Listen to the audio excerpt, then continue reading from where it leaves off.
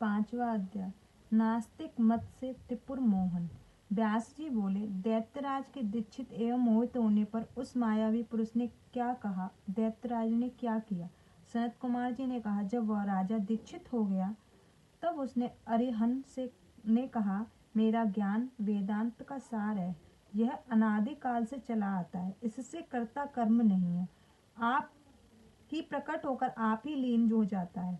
आत्मा से लेकर स्तंभ तक जितने भी देह बंधन है, उससे आत्मा एक ईश्वर है और इसमें कोई सामर्थ्यवान नहीं। ब्रह्मा, विष्णु और महेश जो भी सब एक अरिहंत कहलाते हैं।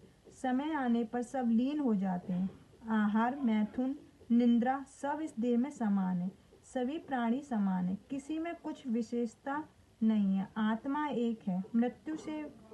मृत्यु से सभी को भय है। सभी शरीरधारी समान है। इस कारण किसी को भी हिंसा न करनी चाहिए। जीव दया से बढ़कर पृथ्वी पर कोई धर्म नहीं है। एक जीव की रक्षा त्रिलोकी की रक्षा हो जाती है। जैसे भी हो, जीव रक्षा करे, किसी को मारे नहीं। अहिंसा ही परम धर्म है और पीड़ा देना महापाप है। अपराधहीनता ही मोक्ष है और अभिलाषित भोजन ही स्वर्ग है। हिंसा से नरक होता है। चराचर त्रिलोकी में हिंसा के समान कोई पाप नहीं है। हिंसक नरक, अहिंसक स्वर्ग जाता है। दान बहुत है, परंतु अवैधान से बढ़कर कोई दान नहीं है।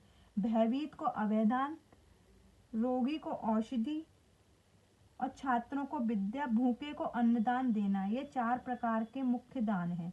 मणि, मंत्र और औषधि के प्रभाव के बिना विचार ही नाम का अर्थ उपार्जन के लिए प्रयत्न पूर्वक अभ्यास करें। बहुत साधन की क्या आवश्यकता है?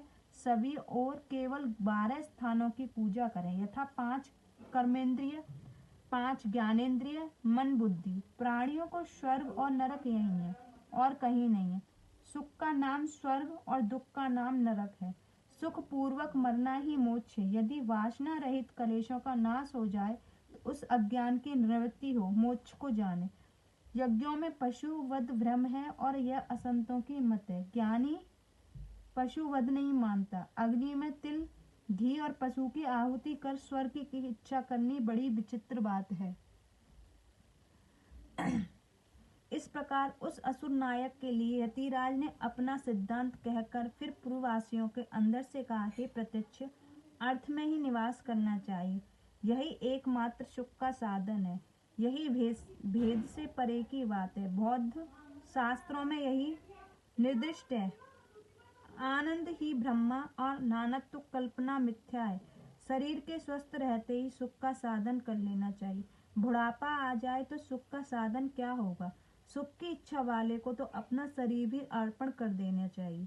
यह देह शीघ्र ही नष्ट हो जाने वाला है, संचय क्षय होने वाला है। अतएव ज्ञानी को चाहिए वह सुख का साधन करे।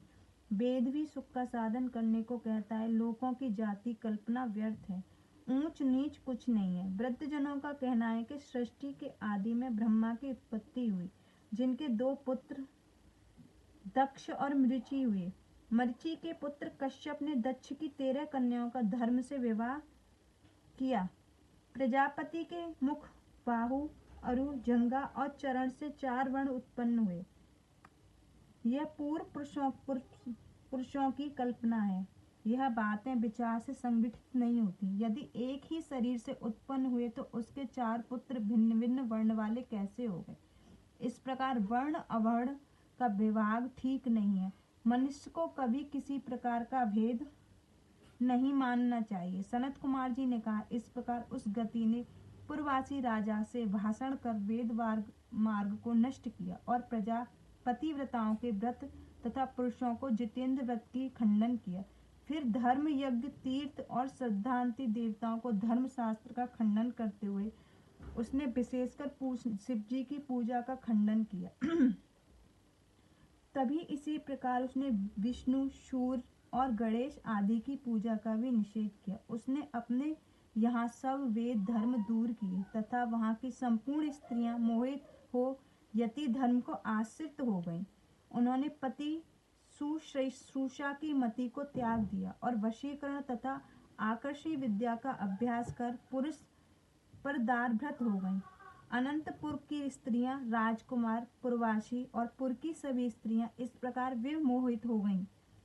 त्रिपुरवासी सभी अपने धर्म को परांडमुख से हो गए और अधर्म फैल गया।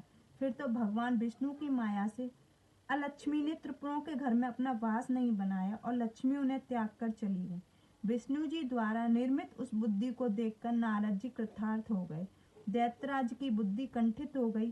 शिव जी की इच्छा से राक्षस मैं अपने भाइयों सहित सामर्थ्यहीन हो गया। इति शिव महापुराण पंचम खंड का 5वां अध्याय समाप्त। जय गुरु जी, शुक्राना गुरु जी, अनंतम अनंतम।